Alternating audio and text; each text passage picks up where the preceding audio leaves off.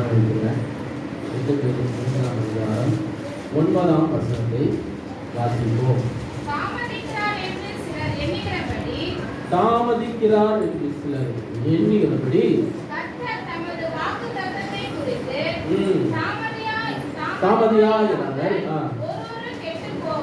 ஒருவரும் கெட்டு போகாமல் எல்லாரும் மனம் திரும்ப வேண்டும் என்று விரும்பி நம்மேல் நீடிய பொறுமை உள்ளவரா இருக்கிறார். அல்லேலூயா. கர்த்தர் நீடிய பொறுமை உள்ளவர். அல்லேலூயா. கர்த்தர் நீடிய பொறுமை உள்ளவர். இந்த வசனத்துல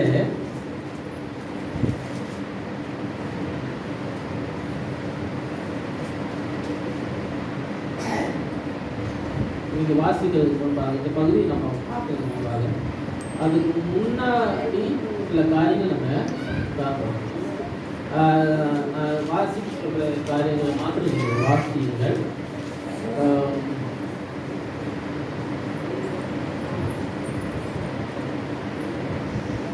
5ஆம் வசனத்திலிருந்து நம்ம வாசிப்போம். தேவனுடைய வார்த்தையினாலே வானங்களும் நிலை கொண்டிருக்கிற பூமியும் என்பதை உண்டானது என்பதையும் அப்போ நாம் எதிராக உண்டாயிடுச்சு. வான பூமியும் தேவனுடைய வார்த்தையால உண்டாயிடுச்சு. இப்போ உலகம் வார்த்தையால உண்டாயிடுச்சு. அது எல்லாருக்கும் தெரியும். எல்லாருக்கும் தெரியும். தேவ வார்த்தையில உலகம் உண்டாகி இருக்கிறது. 7ஆம் வசனம், இப்பொழுது இருக்கிற வானங்களும் பூமியும் அந்த வானங்களினாலே அந்த வார்த்தையினாலேயே அக்னிக்கு இரையாக வைக்கப்பட்டு தேவ பக்தி இல்லாதவர்கள் நியாயத்தீர்க்கப்பட்டு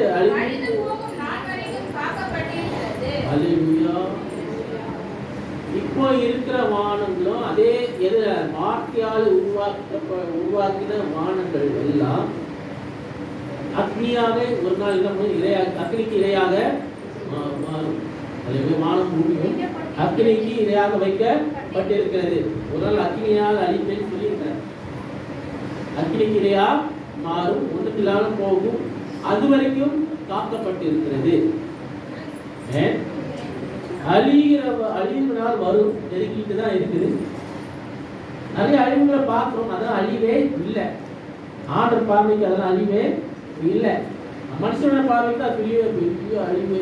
சுனாமி வரதா இருக்கட்டும், நிலநடுக்கம் வருவதா இருக்கட்டும், ஆற்று வெள்ளமா இருக்கட்டும், புயல் காற்றா இருக்கட்டும், அதெல்லாம் நமக்கு பார்வையில அது என்னது பெருசா இருக்குது. அவர் பார்வையில அந்த இதெல்லாம் பெருசா இல்லை. நமக்கு பெருசா தெரியுதுன்னா அவருக்கு பெருசா இல்லை. அது முதல்ல நம்ம புரிஞ்சுக்க வேண்டும். நம்மை காத்து கொண்டு இருக்கிறார்.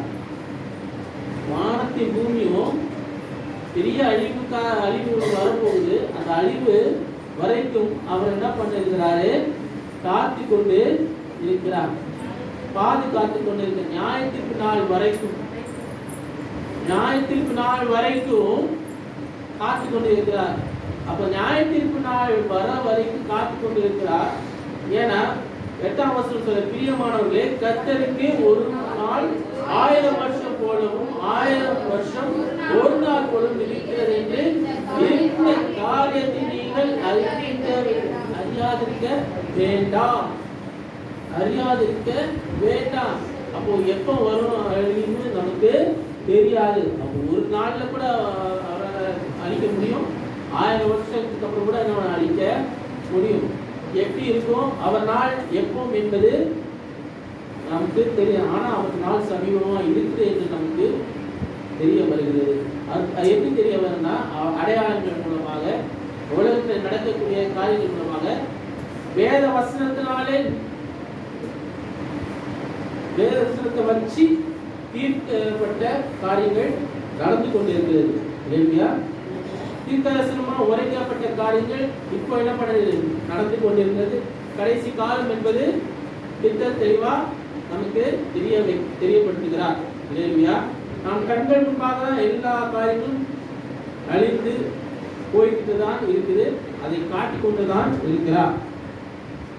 அவர் உண்மை உள்ளவராக இருக்கிறார். அவர் வார்த்தை சொல்லிட்டார்னா அந்த வார்த்தை எதுவும் மாற மாட்டார்.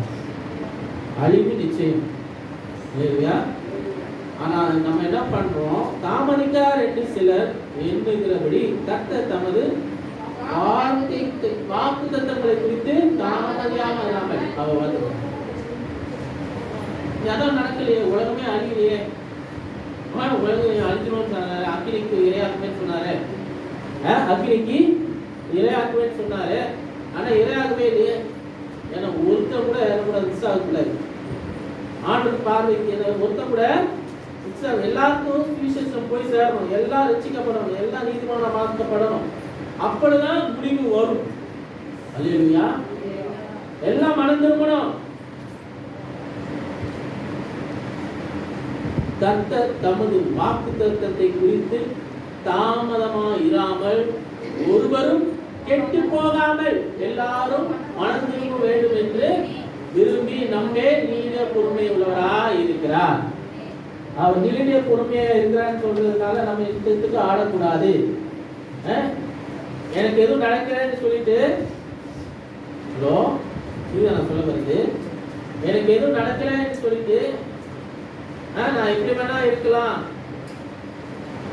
விளைவு, அதோட விளைவு நம்ம அடைஞ்சே தீரணும். ஏன்னா எங்க அப்பாவுக்கு, எங்க அப்பா பத்தி நல்லா தெரியும், சொல்லணும்னு அவசியம் இல்லை. ஆனா நிறைய காலம் அப்பாவோட மரணம் அவ்வளவு சீக்கிரம் வரணும்னு அவசியமே இல்லை. அவ்வளவு சீக்கிரம் வரணும்னு அவசியமே இல்லை. 49 வயசுல மறிக்கணும்னு அவசியமே இல்லை. ஆனா அதுல எதனால அது காரணம், முன்னாடி செய்த பாவத்தை நிமித்தமாக குடிச்சுக்கிட்டு பிடிச்சுக்கிட்டு உடம்பை நாஸ்தி பண்ணிக்கிட்டு அதுல ரட்சிக்கப்படுறதுக்கு முன்பாக, அது ரட்சிக்கப்படுறதுக்கு முன்பாக, ரட்சிக்கப்பட்டதுக்கு அப்புறம் நிறைய பண்ணாரு எங்க அப்பா. ரட்சிப்புனா என்ன தெரியும், ஆண்டுனா என்ன தெரியும், எல்லாம் தெரிஞ்சு யார்கிட்ட ஞானஸ்தானம் எடுத்தாரு தெரியுமா? நம்ம தஸ்தி பிரபாகர் ஞானஸ்தானம் எடுத்தாரு அப்பா. எப்போ? இங்க இருந்து போறதுக்கு முன்பாக, லண்டனுக்கு போறதுக்கு முன்பாக தஸ்தி பிரபாகர் ஞானஸ்தானம் பெற்று போயிட்டு அப்புறம் தான் லண்டனுக்கு போனார். எல்லாம் ஃபேமிலி எல்லாம் லண்டனுக்கு அனுப்பிச்சு நல்லா குடும்பத்தை பார்த்துப்பாங்க நினைச்சா அங்க போய் என்னாச்சு, மோசமா தான் ஆச்சு. அது தெரியும் இல்லையா? அப்போ அதோட எஃபெக்ட் எப்போ காட்டுச்சு, அது குடிச்சதோட இம்பாக்ட் என்ன பண்ண விட்டுல இருக்குமா இருக்காரா? குடிச்ச உடம்புக்கு கேடுதான் கேடுதானமா. இப்போ பாதிக்கப்படலானாலும் பின்னாடி என்ன பண்ணும், பாதிக்கப்படும். அதான் வேதம் சொன்ன, பாவத்தின் சம்பளம் மரணம். மரணம் எப்பொழுதும் இருக்குது. ஆனா ஆண்டவர் என்ன பண்றாரு, தாமதிக்கிறார். சில நேரத்துல தாமதிக்கிறாரு, சில நேரத்துல பொறுமை உள்ளவரா இருக்கிறாரு. அவர் என்ன, ஆத்மா ரட்சிக்கப்படுறதுக்கு வாய்ப்பு மேல வாய்ப்பு என்ன பண்றாரு, கொடுக்கிறாரு. இப்போ என் கிட்ட திரும்பி வருவாளா, இப்போவாது என்கிட்ட திரும்பி வருவாரா அப்படின்னு வாய்ப்பு கொடுக்கிறாரு. அதை பிரயோஜனப்படுத்தி அதை ஏற்றுக்கொண்டு அதுபடி நம்ம வாழ்க்கையை அமைத்துக் கொள்ளும் போது சரியா நடக்கும். அதுக்குள்ள உயர்வான கட்டளையிடுறாரு, எல்லாம் கட்டளையிடுறாரு. ஆனா முன்னாடி பண்ண காரியங்கள் சரீரத்தில் ஏற்பட்ட அது இருக்கதான் செய்யும். அது மாறாது. ஆனா எங்க அப்பா என்ன பண்ணிருக்கலாம், அது ஒரு வாட்டி ஹார்ட் அட்டாக் வந்துச்சு, அது ஆஞ்சியோகிராம் பண்ணாங்க, சரி அது ஓகே சரி. ஆனா வாய்ப்பை என்ன பண்ணல, விரோதனை படுத்திக்கல. ஆண்டவர் உயிரை திருப்பி என்ன பண்ணாரு, ஃபர்ஸ்ட் கொடுத்தாரு. ஃபர்ஸ்ட் வாய்ப்பை கொடுத்தாரு. அதை ஒழுங்கா பார்த்துக்க முடியல, ஒழுங்கா மாத்திரை எடுக்கிறது கிடையாது. அப்பா அந்தி பருப்பு இவ்வளவு பெரிய பாக்ஸ்ல வச்சு, முந்திரி பருப்பு இவ்வளவு பெரிய பாக்ஸ்ல வச்சு சாப்பிடுவாரு. ஆட்பசி சாப்பிடலாமா புதிய போட்டு? அது யாருக்கு அப்ப யாருக்கு மேல தப்பு சொல்லணும்? எங்க அப்பா மேல தான் தப்பு. திருப்பி வருமா வராது ஆட்டு? ஏற்கனவே டியூப் தான் வச்சிருக்குது. ஏற்கனவே பெருசா இது பண்ண ஓப்பனா சர்ஜரி பண்ணல, டியூப் தான் வச்சிருக்கு. அந்த தான் லாக் ரிமூவ் பண்ணி வச்சிருக்கு. அதுல ஓவரா கண்டி இவ்வளோ பெரிய பாக்ஸ்ல உள்ள பெரிய பாக்ஸ் தான். ஏன்னா ஏன் அப்படின்னு சொன்னா திருப்பி சாப்பிடுவேன். ரூம்ல போவேன், அப்பா எல்லாரும் ரூம் போவேன். கரெக்டாக எங்கே சாவி வச்சிருப்பான்னு தெரியும், கீழே சாவி. அந்த கீழே தான் என்கிட்ட எடுத்துருக்கேன். அங்கே தான் துணி வச்சிருக்கேன். அதுதான் என் துணி இருக்குது. அந்த பாக்ஸ் உள்ள லாக்கர் மாதிரி இருக்கு. அந்த லாக்கர் ஃபுல்லாக வச்சிருக்காரு. இப்படி திருப்பி வச்சிருக்கேன் சைடா. சொல்றேன் அதான் யார் மேல தப்பு? வயசு ஆண்டு மேல தப்பா? குறை சொல்லணும் ஆண்டவர்கிட்ட. புரியுதா நான் சொல்ல வருது? நம்ம ஆண்டுக்கு கேள்வி கேட்கறதுக்கு நமக்கு உரிமை இல்லை. நம்ம செய்யற தப்புதத்தினால, நம்ம செய்யற நம்முடைய இயலாமையினால, அதனாலதான் நமக்கு என்ன பண்ணுது? கேடு வருது. ஆண்டவரை குறை சொல்ல முடியாது. ஆண்டவருக்கு கை நீட்டுறதுக்கு நீங்க செஞ்சுட்டீங்க, நீங்க பண்ணிட்டீங்க சொல்றதுக்கு நமக்கு உரிமை கிடையாது. எனக்கு நிறைய காரியம் வந்தது. எனக்கு நான் உயிர் போக வேண்டியது, ஆண்டவர் காப்பாத்தினாரு. எனக்கு ஆக்சிடென்ட் ஆனதுனால ஆண்டவரே எனக்கு ஏன் இந்த ஆக்சிடென்ட் ஆரம்பிச்சீங்க கேட்க முடியுமா? முடியாது. ஆனா அந்த ஆக்சிடென்ட் வந்து என்ன பாதுகாத்தாரு. நன்றிதான் சொல்ல முடியும். சாக கடவுள் என்ன பண்ணாரு? தூக்கி இருக்கிற நல்ல சமாளியம் போல ஒருத்தர் அனுப்பி வெள்ளை சட்டை வெள்ளை பேண்ட்டு போட்டு வந்து அந்த முகம் கூட எனக்கு தெரியாது. திருப்பி நான் அவர் ஃபோன் நம்பர் கூட என்கிட்ட இல்லை. 2 நாளுக்கு அப்புறம் ஃபோன் பண்ணி அவரே விசாரிக்கிறாரு, இப்போ எப்படிப்பா இருக்குதுன்னு. அதுக்கப்புறம் கூட அந்த நம்பரை என்ன பண்ணல, சேவ் பண்ண முடியல. சேவ் பண்ணி வச்சேன், ஆனால் சேவ் பண்ணது காணாம போயிடுச்சு. அதுதான் ஆண்டவர் இருக்கிறார். ஆண்டு தூதனை கொண்டு என்ன பண்ணாரு? உதவி செய்து உயிரை காப்பாத்தினாரு. முன்னாடி சாட்சியா நிக்கிறமா பிரசங்கம் பண்ணிட்டு முடியாது. ஜீவனை பாதுகாக்கிற சாட்சிகள் இருக்குது, ஏகப்பட்ட சாட்சிகள் இருக்குது. ஆனா அதை பிரயோஜனப்படுத்திக்கணும். கிடைக்கிற வாய்ப்பை என்ன பண்ணும்?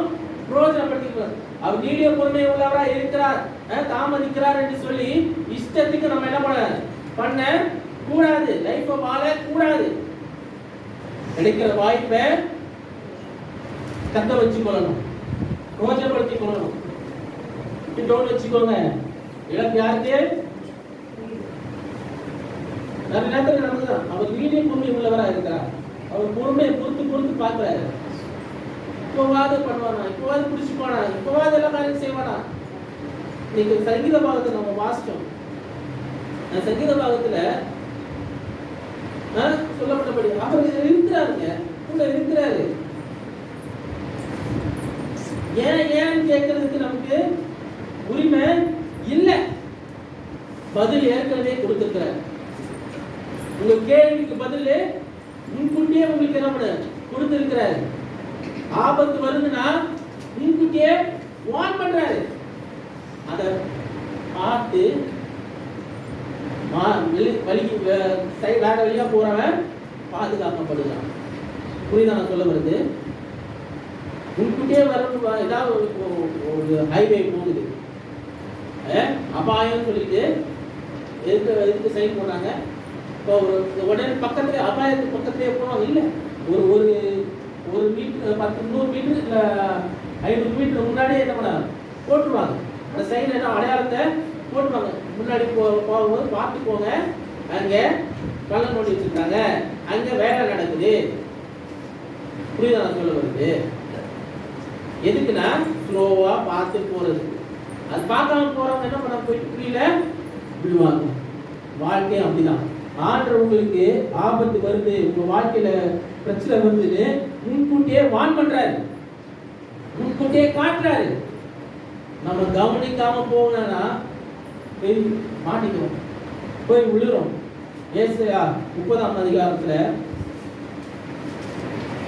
நிறைய இடத்துல நம்ம ஆண்டோட வார்னிங்ஸை புரிஞ்சிக்க மாட்டேங்கிறோம், தெரிய மாட்டேங்குது. கண்மூடித்தனமா நம்ம வாழ்க்கையை நடத்தி கொண்டு போகிறோம். வாழ்க்கை அப்படிப்பட்ட வாழ்க்கை இல்லை. ஏசாயா 30ஆம் அதிகாரம்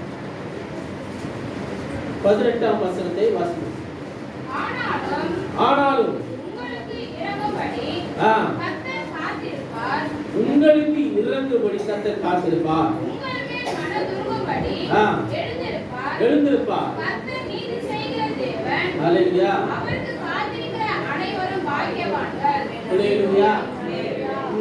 முக்கியமான வசனம் குறிச்சு வச்சுக்கொள்ளுங்க. இது நீங்க உங்க வாழ்க்கையில இது பிரயோஜனப்படுத்த வேண்டிய வசனம், பிரயோஜனமா இருக்கிற ஒரு வசனமா இருக்கிறது. திருப்பி வாசிப்போம். ஆனாலும் உங்களுக்கு இறங்கும்படி முதல் காரியம் என்னது? எனக்கு இறங்கும்படி. உங்களுக்கு சொல்லுவோம், எனக்குன்னு போட்டுக்கோங்க. நீங்க நோட் எழுதி வைக்கிறவங்க, நோட்ஸ் எழுதுறவங்க, எனக்கு இறங்கும்படி அவர் என்ன பண்ணிருக்காரு? காத்திருக்கிறார். கர்த்தர் காத்திருப்பார். எனக்கு இறங்கும்படி கர்த்தர் காத்திருப்பார். என் மேல் மனதுருகும்படி எழுந்திருப்பார். இரண்டாவது காரியம் என்னது? என் மேல் மனதுருகும்படி எழுந்திருப்பார். மூன்றாவது காரியம் என்னது? கர்த்தர் நீதி செய்கிற தேவன். கர்த்தர் மூன்றாவது கர்த்தர் நீதி செய்கிற தேவன். யாரு? எனக்கு. கர்த்தர் எனக்கு நீதி செய்வார். அவர் நீதி செய்கிற தேவனாக இருக்கிறார். அவருக்கு காத்திருக்கிற அனைவரும் பாக்கியவான்கள். இல்லையா? மூன்று காரியம். நேரத்துல அவர் நமக்கு முதல் காரியத்துல சொல்லப்பட்டபடி என்னது? எனக்கு இறங்கும்படி கர்த்தர் என்பவர் காத்திருப்பார். எப்போ ஆபத்து வருது, எப்போ துயரங்கள் வருது, எப்போ பிரச்சனை வருது என்று சொல்லி அந்த பிரச்சனை வர்றதுக்கு வர டைம்ல வரதுக்கு முன்பாகவே அவர் உதவி செய்யறதுக்கு காத்திருக்கிறார். ஹல்லேலூயா. எனக்காக காத்திருக்கிறார். எனக்காக இறங்கும்படி அவர் என்ன பண்ணாரு? காத்திருக்கிறார். இந்த இன்னல்கள் வர்றதுக்கு முன்பாக நான் வார்னிங் செய்ய நான் வாரேன்றார் ஆண்டவர். பிரச்சனை வரும்போது நான் ஒரு வார்னிங் செய்யலாம் வாரேன். அபாயம் எச்சரிக்கையா நான் நான் நிக்கிறேன் ஆண்டவர் சொல்லுகிறார். நமக்காக இறங்கி வருகிறாரு. நமக்கு காத்திருக்கிறார். வார்னிங் செய்து நமக்காக காத்து கொண்டு இருக்கிறார். ஆண்டவர் கர்த்தராகி ஆண்டவர் நமக்கு ஒரு வார்னிங் செய்யும் போல முன்னாடியே என்ன பண்ணாரு? நமக்காக காத்திருக்கிறார். நமக்காக மனதுருகிற தேவன். நமக்காக மனதுருகும்படியாக அவர் என்ன பண்ணாரு? எழுந்திருக்கிறார். அவர் நமக்கு என்ன பண்ணாரு? எழுந்திருக்கிறார். முதல்ல காத்திருக்கிறாரு, இரண்டாவது எழுந்திருக்கிறார். மனதுருகி எழுந்திருக்கிறார். நான் இப்ப சொன்ன சாட்சி என்ன? அவர் மனதுருக்கிறார். அவர் மனதுருக்கிறார். நான் உயிரோட இல்லை. ஹலோ. அவர் வார்னிங் பண்ணியிருக்கிறாரு. நான் வார்னிங் அது தூக்க வயக்கத்துல விட்டுட்டேன். ஆனாலும் அவர் என்ன பண்ணாரு? அனுப்புறாரு. போறவன் போயிட்டு தான் இருக்கிறான். கூப்பிட்டாலும் சத்தம் கேட்கல. கடைசியில நான் முடியாம தொண்டை தண்ணி மற்ற அளவுக்கு போயிடுச்சு. சொன்னேன், ஆண்டவரே எனக்கு காப்பாத்துங்க, ஆண்டவரே எனக்கு காப்பாத்துங்க, என்னால முடியல, ஆண்டவரே காப்பாத்து, ஏசப்பா ஏசப்பா நான் கத்துனேன் ரோட்ல. அப்புறம் தான் அந்த ஆண்டவர் என்ன பண்ண ஆண்டவர் அனுப்புன யாரும் அனுப்புல. ஏன்னா நிறைய இடத்துல அவர் மனதுருகிற தேவன். நல்ல சமாரியன் கதை அதுதான் சொல்லப்படுது. மனதுருகி அவனுக்காக சமாரியன் என்ன பண்றாரு? மனதுருகிறாரு. மனதுருகி அவன் கிட்ட போய் அவனுக்கு திராட்சரசம் பார்த்து அவன் காயங்களை கட்டி, ஏன்னா மனதுருகலன்னா அவனுக்கு அந்த காரியங்களை என்ன பண்ணுவாங்க? சமாரியன் செய்ய முடியாது. ஒருத்தர் மனதுருகலன்னா, ஒருத்தருக்காக ஒருத்தர் ஹெல்ப் பண்ணணும்னா அவன் மனது உருகணும். அந்த நிலைமையில அவன் நிலைமையில என்னை வச்சு பார்க்கணும். அப்போ பார்த்தாதான் அந்த மனது உருகும். ஆண்டவர் என் நிலைமையில அவரை வச்சு என்ன பண்றாரு? பார்க்கிறார். புரியுதா நான் சொல்ல வருது? இந்த மனதுருக்கம் என்று சொல்றது என்னன்னா, மனதுருக்கத்தின் தேவன் என்று சொல்கிற காரியம் என்னன்னா, என் நிலைமையில அவரை வச்சு என்ன பண்றாரு? பார்க்கிறார். அதனாலதான் அவர் என்ன பண்ணாரு? விழுந்திருக்கிறார். தன் இருக்கையில விட்டு என்ன பண்றாரு? எழுந்திருக்கிறார். அவர் அங்கேயே உட்கார்ந்து சும்மா உட்கார்ந்து இருக்க தேவன் இல்லை. தன் இருக்கையில விட்டு எழுந்தது மட்டும் இல்லை, எனக்காக நீதி செய்கிற தேவனா இருக்கிறார். நீதி செய்கிற தேவனா இருக்கிறார். அவருக்கு காத்திருக்கிற அனைவரும்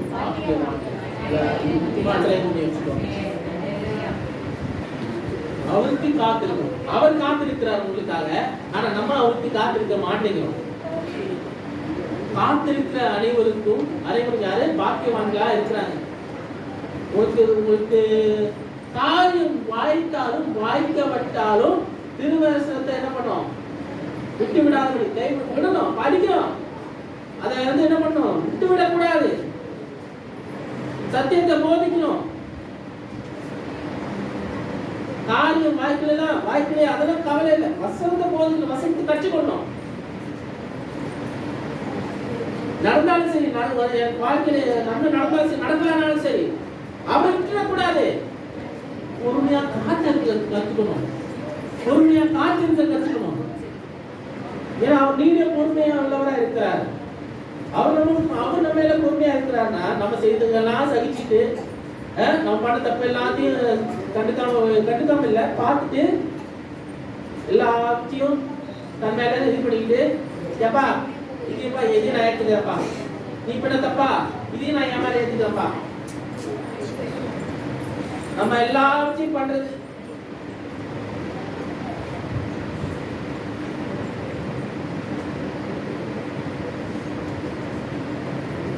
நான் பண்றது எல்லாத்தையும் பார்த்துட்டு அந்த பாவத்தையும் நான் தக்காளி என்ன பண்ண போட்டுட்டு தான் இருக்கிறேன். இன்னும் போட்டுட்டாரு. ஆனா இன்னும் கூட என் பிள்ளை திரும்பி மாறுவான். என் பிள்ளைக்கு இன்னொரு வாய்ப்பு கொடுப்போம், இன்னொரு வாய்ப்பை கொடுப்போம். எவ்வளவு வாய்ப்புங்க, வாய்ப்பு மேல வாய்ப்பு கொடுத்துட்டே தான் இருக்கிறாரு. அவர் பொறுமையா தான் இருக்கிறாரு. ஆனா நமக்கு தான் பொறுமையை இழந்து போயிடும். நிறைய நேரத்துல நிறைய இடத்துல பொறுமையை இழந்ததுனால தவறான முடிவுகள் எடுக்கிறோம். இப்ப எங்கேயாவது போய் மாட்டிக்கிறோம்.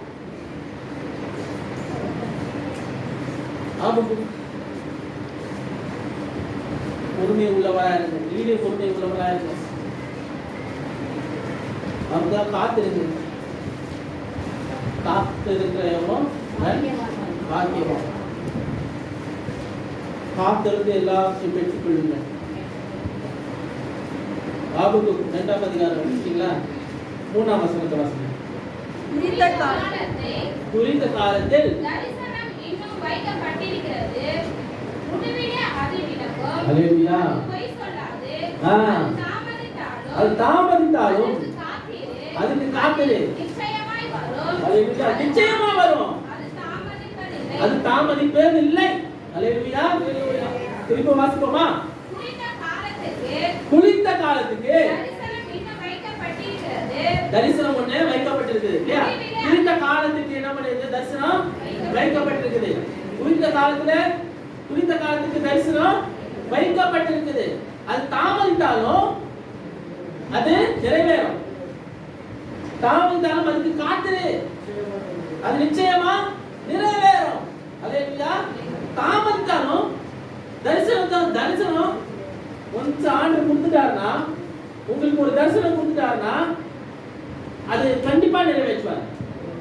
ஆனா சில நேரத்தில் அது என்ன பண்ணும்? தாமதிக்கும். உங்களுக்கு கொடுத்த காரியம் அது சில நேரத்தில் கைக்கு வர்றதுக்கு தாமதமாகும். ஆனா வராம போகாது. ஆனா அதுக்காக நீங்க என்ன பண்ணணும்? அதை விட்டுறாம அதுக்காக என்ன பண்ணணும்? காத்து இருக்கணும். காத்து இருக்கும் போது என்ன நடக்குதுங்க? வாசிங்க. முடிவிலே அது விளங்கும், பொய் சொல்லாது. அது தாமதித்தாலும் அது காத்திரு. ஹல்லேலூயா. நிச்சயமா வரும். நிச்சயமா வரும். நிச்சயமா வரும். நான் எதிர்பார்க்கிற காரியம் வாசிங்க, சொல்லுங்க. நான் எதிர்பார்க்கிற காரியம் நிச்சயமா வரும். நான் எதிர்பார்க்கிற காரியம் நிச்சயமா வரும். ஹல்லேலூயா. எனக்கு வரும். ஆனா எனக்கு செய்வாரு. ஹல்லேலூயா. எனக்கு நன்மையான காரியத்தை வச்சிருக்கிறாரு. ஆனா நான் காத்திருக்கிறோம். நான் காத்திருக்கிறோம். தாமதித்தாலும் காத்திரு, நிச்சயமா வரும். இல்லையா? தாமதித்தாலும் காத்திரு, அது நிச்சயமா வரும். நீ எழுதி வச்சுக்கோங்க. தாமதித்தாலும் காத்திரு, நிச்சயமா வரும். எழுதுறவங்க எழுதி வச்சுக்கோங்க. தாமதித்தாலும் காத்திரு, நிச்சயமா வரும். எதிர்பார்த்திருக்காரு, நிச்சயமா வரும். 1 தீமோத்தேயு 2ஆம் அதிகாரம் 4ஆம் வசனம் பேசுவாங்க. 1 தீமோத்தேயு 2ஆம் அதிகாரம் 4ஆம் வசனம்.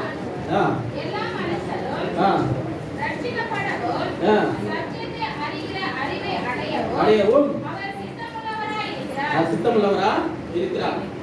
அவர் சித்தமுள்ளவரா இருக்கிறார். எல்லாரும் ரட்சிக்கப்படுறதுக்கு அவர் சித்தமுள்ளவரா இருக்கிறார்.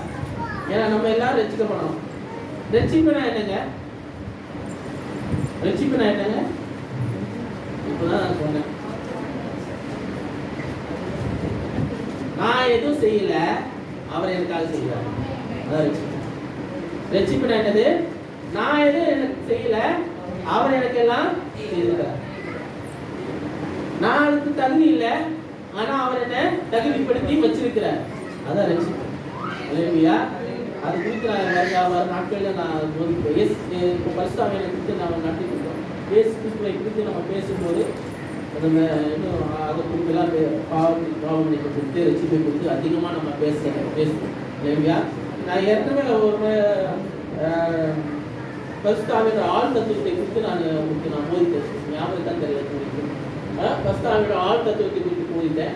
அது மாத்திரம் இல்லை, இயேசு கிறிஸ்துவோட ஆள் தத்துவத்தை குறித்து நான் போதித்தேன். அவரோட நாமங்களை குறித்து போதித்தேன். இயேசு கிறிஸ்துவோட நாமங்களை குறித்து போதித்தேன். பிதாவோட நாமங்களை குறித்து நான் போதித்தேன். ஞாபகத்தாது அது எழுதி வச்சிருக்கீங்கன்னு தெரியல. அதெல்லாம் அதுக்கு மாறாக இருக்கும். இந்த மாதிரி காரியங்கள் நமக்கு வர நாட்களில் அதுக்கு மாறாக இயேசு கிறிஸ்துவை குறித்து இன்னும் வேறு கண்ணோட்டத்திலே நம்ம பார்க்கலாம். ஏன்னா அவர் நமக்கு ரட்சிக்க அவர் சித்தமா இருக்கிறார். சொல்லுங்க, என்னை ரட்சிக்க அவர் சித்தமா இருக்கிறார். என்னுடைய எல்லா சூழ்நிலைகளிலும் அவர் என்னை ரட்சிக்க வல்லவராக இருக்கிறார். ஆயத்திற்கு பேசுறாரு, அதெல்லாம் நடக்கும். உதவி கேட்கிறோம், ஆண்டுகிட்ட கேட்கிறோம், ஆனா அவரை விசுவாசிக்க மாட்டேங்கிறோம். அந்த வார்த்தையை பேச மாட்டேங்கிறோம், அறிக்கையிட மாட்டேங்கிறோம். தேவை இருக்குது, இன்னைக்கு பீஸ் தேவை இருக்குது, எல்லாம் தேவை இருக்குது, தேவைகள் அநேகமா இருக்குது. அந்த தேவையை சொல்லி விசுவாச வார்த்தைகள் என்ன பண்ண மாட்டேங்கிறோம், பேச மாட்டேங்கிறோம். அது பண்ணுங்க, வாயினால் அறிக்கை செய்யணும். அவன் தான் ரட்சிக்கப்படுகிறான். அல்லேலூயா. எபிரேயர் 10ஆம் அதிகாரம் 36ஆம் வசனத்திலிருந்து வாசிப்போம். எபிரேயர் 10ஆம் அதிகாரம் 36ஆம் வசனம். நீங்கள் தேவனுடைய சித்தத்தின்படி செய்து வாக்குத்தத்தம் பண்ணப்பட்டது பெரும்படிக்கு எது இருக்குமா? எது இருக்குமா? வாக்குத்தத்தம் பண்ணப்பட்டதே பெரும்படிக்கு பொறுமை உங்களுக்கு வேண்டியதா இருக்குது. வருகிறவர் இன்னும் கொஞ்ச காலத்தில் வருவார், தாமதம் பண்ணார். அல்லேலூயா. அப்ப பாரு, நீங்க உங்களுக்கு வாக்குத்தத்தம் பண்ணப்பட்டதே நீங்க பெரும்படிக்கு என்ன பண்ணணுமா? பொறுமையா காத்திருக்கணும். பொறுமையா காத்திருக்கணும். இருக்கிறீங்களா? முதல்ல நம்ம சபையில வந்து உட்கார்றதுக்கே நமக்கு என்ன பண்ண மாட்டேங்கிறோம், இருக்க மாட்டேங்கிறோம். எப்போ ஆரம்பிச்சோன்னு எப்போ பாஸ் முடிப்பாருன்னு தான் நம்ம எதிர்பார்த்துட்டு இருக்கிறோம். வார்த்தையை கேட்கறதுக்கு அது ஒரு ஆர்வம் இருக்க மாட்டேங்குது. இதில் நான் போனேன் 1.25 மணி நேரம் அன்னைக்கு பிரசனம் பண்ணாரு. ஒருத்தர் சீட்டு விட்டு நகரவே. நாங்கள் பாஸ்டர்ஸ் எல்லாரும் வந்து இருந்தவனமா இருக்கணும். நாங்கள் கேட்குறோம் கேட்டுட்டே இருக்கோம். அவர் நான் சொல்லுவோம், முடிச்சிங்களா கேட்கணும். என்னது முடிச்சிங்களா, இன்னும் பேசியிருக்கலாமே, அப்படிதான் கேட்டோம் ஒழிய எப்போ முடிப்பாரு இது வரைக்கும் யாரும் கேட்கவே இல்லை. எந்த ஊழியக்காரனும் கேட்கல. கடைசியில் அதுவே சாப்பாடுக்கு வந்தாலும் அந்த டிராவல் அலவன்ஸ் வந்தாலும் முடிஞ்ச உடனே 2 ரூபா கொடுத்து அனுப்புவார். எல்லாருக்குள்ளே தான் கொடுத்து அனுப்புவார். அதுக்கு பாதி பேர் வருவாங்க. எல்லாம் அந்த மாதிரி ஆட்கள் வந்தாலும் ஆண்மை கேட்கும்போது யாருமே அவங்க நினைச்சு போகல, யாருமே உற்சாகம் வந்து போகல. எல்லாம் ஊழல் தவிர்த்து அந்த ரெண்டு உற்சாகம் அடக்கி வச்சிட்டாங்க. எல்லாத்தையும் அடக்கி வச்சுட்டு எல்லாம் வார்த்தை மாத்திரம் என்ன பண்ணுவாங்க கேட்டுருந்தாங்க. 1.25 மணி நேரங்க. இங்க 3/4 மணி நேரம் கேட்கறதுக்கே முடிய மாட்டேங்குது. எனக்கு 9 மணிக்கு தான் கொடுத்தீங்க. நான் வந்து ஒரு 5 நிமிஷம் எடுப்பேன். எனக்கு ரொம்ப 1/2 மணி நேரத்துக்கு தான் 1/2 மணி தான் ஆகுங்க. 1/2 மணி நேரம் தான் ஆயிடுச்சு.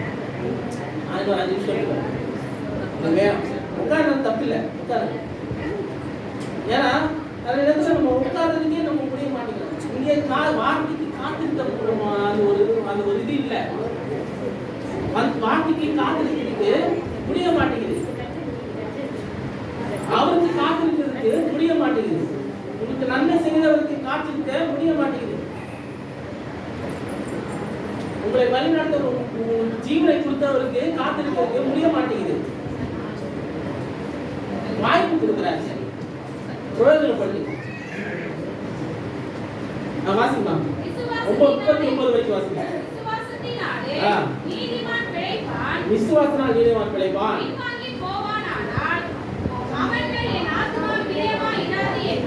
ஹல்லேலூயா.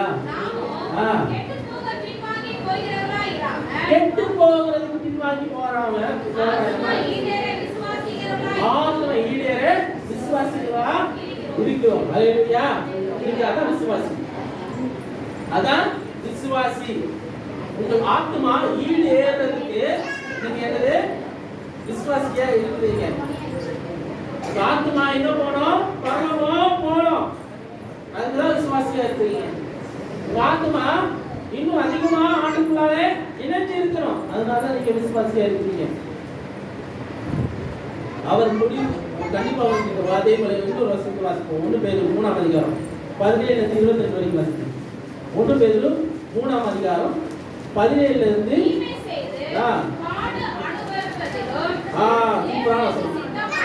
தேவனுக்கு சித்தமானால் நன்மை செய்து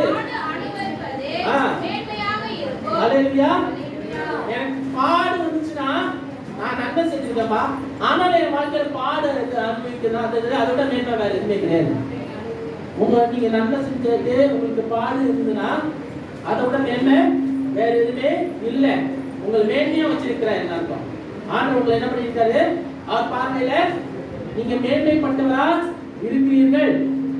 ஹல்லேலூயா. ஆண்டவர் பார்வையில நீங்க மேன்மை உள்ளவரா இருக்கிறீர்கள். வாசிங்க. ஏனெனில் கிறிஸ்துவும் நம்மை தேவனிடத்தில் சேரும்படி அநீதி உள்ளவர்களுக்கு பதிலாக நீதி உள்ளவராய் பாவங்கள் நிமித்தம் ஒரு தரம் பாடுபட்டார். ஆவியிலே உயிர்ப்பிக்கப்பட்டார். அந்த ஆவியிலே அவர் போய் காவலில் உள்ள ஆவிகளுக்கு பிரசங்கித்தார். காவலில் ஆவிகளுக்கு பிரசங்கித்தார். அந்த ஆவிகள் பூர்வ காலத்தில் நோவா பேழைகளை ஆயத்தம் பண்ணின நாட்களிலே அங்கே பாருங்க, இதை மண்டலை பண்ணிக்கோங்க. அந்த ஆத்மா எப்படிப்பட்ட ஆத்மா? அவரு நோவா காலத்தில் என்ன பண்ணாரு? அழிவு கொடுப்பாங்க. அவன் நீடிய பொறுமையாய் காத்திருந்தா. 600 வருஷம் காத்திருந்தாங்க. 600 வருஷம் காத்திருந்தா. அவன் நீடிய பொறுமை உள்ளவரா இல்லையா? 1 வருஷம் 2 வருஷம் கிடையாது. எத்தனை வருஷம்? வேலை கட்டி முடிகிற வரைக்கும், வேலை கட்டி முடிகிற வரைக்கும் அவர் காத்திருந்தார். காத்திருந்தாரா இல்லையா?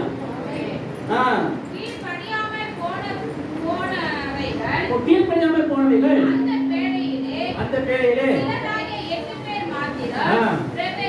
பிரவேசித்து அந்த பேழையில 8 பேர், இந்த பேழையில 4 பேர். விக்டரி அவுட்ரீச் என்ற பேழையில 4 பேர் தான் காக்கப்பட்டவர்களா இருக்கீங்க.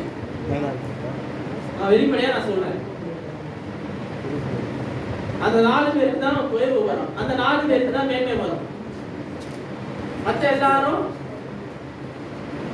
என்னன்னா மற்ற எல்லாரும் உள்ள வரணும். அந்த பேழைக்குள்ளார வெறும் ஞாயிற்றுக்கிழமை மாத்திரம் ஏறி உட்காந்துக்கலாம்னு நினைக்க கூடாது.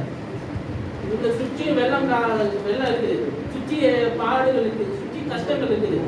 இந்த வேலையை விட்டு வெளியே போன உடனே பிரச்சனைக்குள்ளாக தான் போறீங்க. 6 நாள் பிரச்சனையில தான் இருக்கீங்க. ஒரு நாள் மாத்திரம் வந்து ஏறிக்கிட்டே முடியாது. ஒவ்வொரு நாளும் அவருக்கு அந்த வேலையில இருக்கு. அந்த வேலையில இருக்குதா நான் வந்து ஆண்டுல பிரசனத்துல இருக்கிறதே நான் என்ன பண்ணேன் மாற்றிக்கிறேன். அதுல இருக்கதா எனக்கு பிடிக்கும். அதை விட வேற எதுவுமே இல்லை. ஆண்டு சமூகத்துல இருக்கதா எனக்கு பிடிக்கும், ஆசைப்படுகிறேன். ஒரு நாள் மாத்திரம் இல்லை, எல்லா நேரமும் நான் ஒரு சமூகத்துல இருக்கதான் ஆசைப்படுவேன். அந்த ஆசைப்படணும். ஆசைப்பட்டதான் கிடைக்கும். ஆசைப்பட்டதான் கிடைக்கும். வாசிங்க.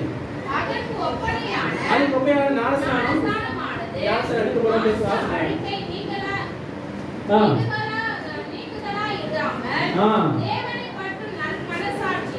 தேவனை பற்றும் நல் மனசாட்சி உடன்படிக்கையாய் இருந்து இப்பொழுது நம்மையும் இயேசு கிறிஸ்துவுடைய உயிர்த்தெழுதலினாலே ரட்சிக்கிறது. ஹலோ, ஞானஸ்நானம் என்பது என்னது? உங்கள் சரீர அழுக்கை கழுவுறது கிடையாது. ஒரு உடன்படிக்கை.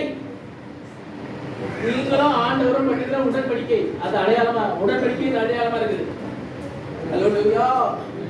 இயேசு கிறிஸ்துவோடு நீங்கள் பண்ணும் உடன்படிக்கை, அதோட அடையாளம் தான் ஞானஸ்நானம். புரியுதா நான் சொல்ல வருது? அது சும்மா வேணும் இங்கே வச்சுட்டா நானும் ஞானஸ்நானம் எடுத்து நான் பரலோகம் போயிடுவேன் கிடையாது. ஞானஸ்நானம் எடுத்துட்டு நரகம் போனவங்க எத்தனை பேர் இருந்தாங்க? புரிஞ்சு எடுக்கணும் ஞானஸ்நானம் என்னன்னு. ஒரு உடன்படிக்கைக்குள்ள வந்திருக்கீங்க, அந்த ரத்த உடன்படிக்கைக்குள்ள வந்திருக்கீங்க. ஹalleluya. நீங்களும் ஆண்டவர் எந்த உடன்படிக்கையில் வந்திருக்கீங்க? ரத்த உடன்படிக்கையில வந்திருக்கீங்க. அது முங்கி எந்திக்கிறதுக்கு அது ஒப்பனையா தான் நீங்க என்ன பண்ணி முங்கி எந்திக்கிறீங்க. அதுக்கப்புறம் முந்தி மாதிரி என்ன பண்ண இருக்க கூடாது. அவர் பரலோகத்திற்கு போய் இருக்கிறார். தேவதூதர்களோ அதிகாரங்களோ வல்லமைகளோ அவருக்கு கீழ்பட்டிருக்கிறது. ஹalleluya. எல்லாம் அவருக்கு கீழ்பட்டிருக்கிறது. கடைசியாக ஒரு வசனத்தை வாசிப்போமா? 2 பேதுரு 3ஆம் அதிகாரம் 15ஆம் வசனத்தை வாசித்து மசோப்படுத்துவோம். 2 பேதுரு மேலும் நம்முடைய கர்த்தரை நீடி பொறுமையை ரட்சிப்பென்று எண்ணுங்கள்.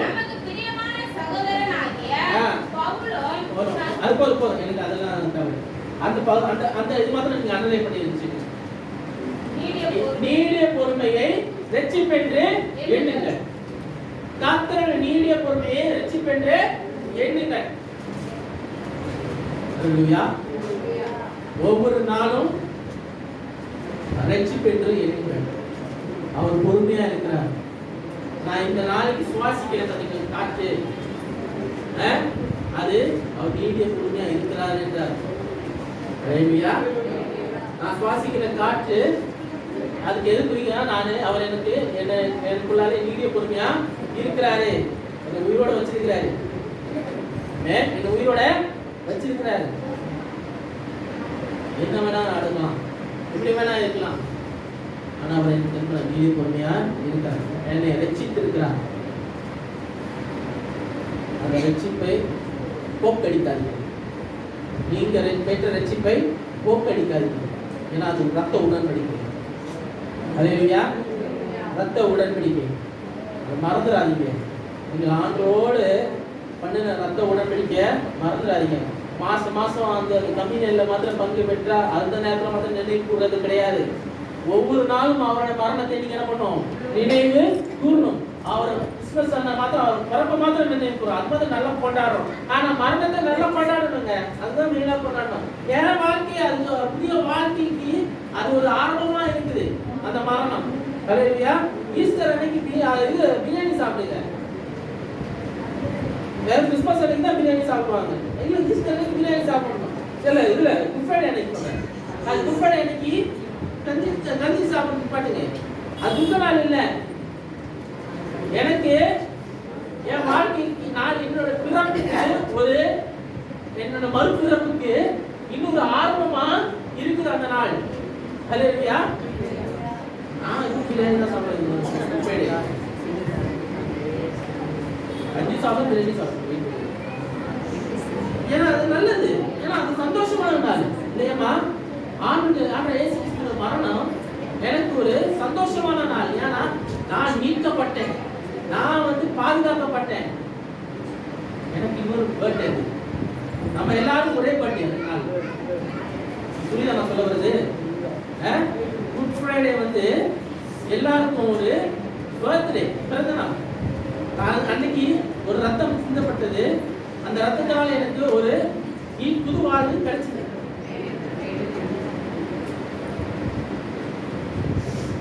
புரியுதா நான் சொல்ல வருது? அப்போ நமக்கு எல்லாருக்கும் ஒரு பர்த்டே, நமக்கு 2 பர்த்டே கொண்டாடலாம் தெரியுமா? இயேசுப்பா பர்த்டே மாதிரி கொண்டாடுறது நமக்கு குட் ஃப்ரைடே. அது ஒரு மறுபிறப்பின் நாளா இருக்குது. அல்லேலூயா. ஈஸ்டர் அதுதான் கொண்டாடுறோம், உயிர்த்தெழுதல் நாளா இருக்குது. என்னை உயிர்ப்பித்தார், அவர் உயிர்த்தெழுதல் நிமித்தமாக என்னை உயிர்ப்பித்தார். அவர் மரணத்தின் நிமித்தமாக அவரோட சேர்ந்து நான் என் பாவம் மறிக்கப்பட்டது. அவர் உயிர்த்தெழுதினாலே அவரோட சேர்ந்து என்னை உயிர்ப்பித்தது, நான் உயிர்ப்பித்தேன். அல்லேலூயா. அதனால அதை கொண்டாடுறேன், வேற எதுவுமே இல்லை. அதை கொண்டாடணும் நாளைக்கு எல்லாம். அல்லேலூயா. இதுக்கப்புறம் துக்கமா இருக்காதீங்க, துக்கத்தினால அதை யோசிக்காதீங்க. எல்லாரும் அதான் நம்ம தப்பு பண்ணணும். ஈஸ்டர் வீட்டில் தான் இருக்கிறோம், அது இது மாத்திரம் இப்படி மாத்திரம் துக்கமாக கொண்டாடுறோம் இல்லை, அதுவும் சந்தோஷமான நாள் தான். ஏன்னா எனக்கு இன்னொரு பிறப்பு வந்தது. நான் அவருக்குள்ளாலே பிறந்திருக்கிறேன். யாருக்குள்ளாலே பிறந்திருக்கீங்க? நீங்க இயேசுக்குள்ளாலே பிறந்திருக்கீங்க. அல்லேலூயா. இப்போ அவர் நீடிய பொறுமையா இருக்கிறார். அந்த நீடிய பொறுமைக்கு அடையாளமாக இந்த ரட்சிப்பு நமக்கு கொடுக்கப்பட்டிருக்கிறது. அல்லேலூயா. அந்த ரட்சிப்பை பிரயோஜனப்படுத்திக்கோங்க, கொடுக்கிற வாழ்க்கை பிரயோஜனப்படுத்திக்கோங்க. மிஸ் பண்ணாதீங்க, எழுந்து போகாதீங்க. திருப்பி இந்த மாதிரி சம்பவம் நம்ம வாழ்க்கையில நடக்கக்கூடாது, அதை நாம் கேட்கக்கூடாது. அது என் வாழ்க்கையில் நடக்கக்கூடாது, யார் வாழ்க்கையிலும் நடக்கிறத நான் கேட்க கூடாது. இழந்தது போதும்.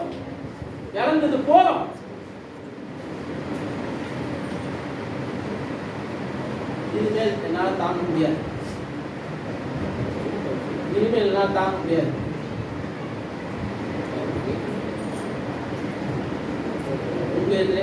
உங்களை அந்த இடத்துல நீங்க வச்சு பாருங்க. மனதுருக்கம் அப்புறம் தெரியும். அந்த நிலைமையில நீங்க வச்சு உங்களை வச்சு யோசிச்சு பாருங்க. அவர் வாழ்க்கை எவ்வளவு வெளியேறப்பட்டு இருக்கா யோசிச்சு பாருங்க.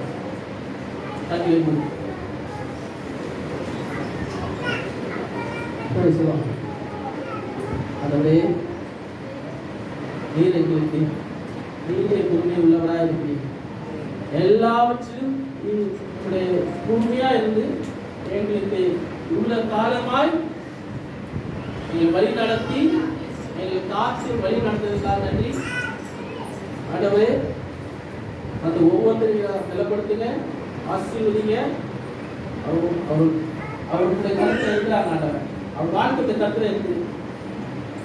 நீர் இதுக்கப்புறம் அவர் வாழ்க்கையை தீர்மானிக்க, அவர்கள் தீர்மானிக்க கூடாது. இங்க இருக்க ஒவ்வொருத்தரும் அவங்க வாழ்க்கையை அவங்களே தீர்மானிக்க கூடாது. ஆண்டவர், நீங்க அவங்கள உங்களோட கருத்துல வச்சுக்கோங்க. அவங்க எதிர்காலத்தோட கருத்துல வச்சுக்கோங்க. நீங்க அவங்க உள்ளத்துல பேசி இடைப்படுங்க. எப்பொழுது ஆலோசனை கத்தரா இருக்கு. தேவதூதர்கள் கொண்டு பாதுகாப்பு எப்பொழுது கட்டளையிடுங்க. வேலை ஸ்தலத்தில் சரி, எந்த சூழ்நிலையும் சரி, பாதுகாப்பை கட்டளையிடுங்க. ஒரு சௌக்கியத்தை ஆரோக்கியத்தை வரப்படுங்க. நீடிய பொறுமை உள்ள தேவன், எங்களுடைய எல்லா விதமான இயலாமையிலும் எல்லா விதமான தப்பிதத்திலும் நீ நீடிய பொறுமையா இருக்கிறீர்கள். நாங்கள் எங்களை முழுமையாக அர்ப்பணிக்கும்படியாக நீ திரும்பிய பார்க்கிறோம். உங்ககிட்ட முழுமையா எங்களை ஒப்பு கொடுக்கிறோம். எங்கள் வாழ்க்கையை நம்ம கிட்ட சரணர் அடைகிறோம், சரணர் பண்றாங்க. நீ பார்த்து பண்ண எங்களுக்கு என்ன தப்பு என்ன சரின்னு நாங்கள் தீர்மானிக்கிறதுக்காகவே நீர் ஆண்டவே தீர்மானிக்கிறோம். எங்க வாழ்க்கையை நீர் ஆண்டவர் முடிவு பண்ணுங்க. உங்களுக்கு என்னென்ன காரியங்கள் வேணுமோ அது நீர் எங்களுக்கு சொல்லிக் கொடுங்க. என்னென்ன காரியம் தேவையில்லையோ அதில் எங்களை விட்டு அகற்றி போடுங்க. அகற்றி போடுங்க. இது பார்த்துட்டு நான் ஒவ்வொருத்தரும் ஒப்பு கொடுக்குறேன். இதே முழுது நடக்குது. வாரம் முழுதும் என்ன காரியம் வேணுமோ அது எல்லாவற்றையும் அபரிதமாய் நீ செய்யுங்க. ஆச்சரியமாய் நீ செய்யுங்க. எது கிடக்காத நன்மைகளும் ஆசீர்வாதங்களும் வந்து சேரட்டும். வெள்ளத்தை கட்டிடுங்க. பலவீனத்தை நீக்கி போடுங்க. சுகத்தை கட்டிடு. சுகவீனத்தை நீக்கி போடுங்க. பிரச்சனை கொண்டு வருகிற சத்ருவான தீயை இயேசு கிறிஸ்துவின் நாமத்தினாலே அப்புறப்படுத்துகிறோம். சூழ்நிலையை சாதகமாய் மாற்றுகிற தேவன் நீர். எங்களோடு இருக்கீங்க தெரியும். உங்களுக்கு சாதகமாய் எல்லாவற்றையும் மாற்றுகிறீங்க. கூட இருந்து நடத்துகிறோம்.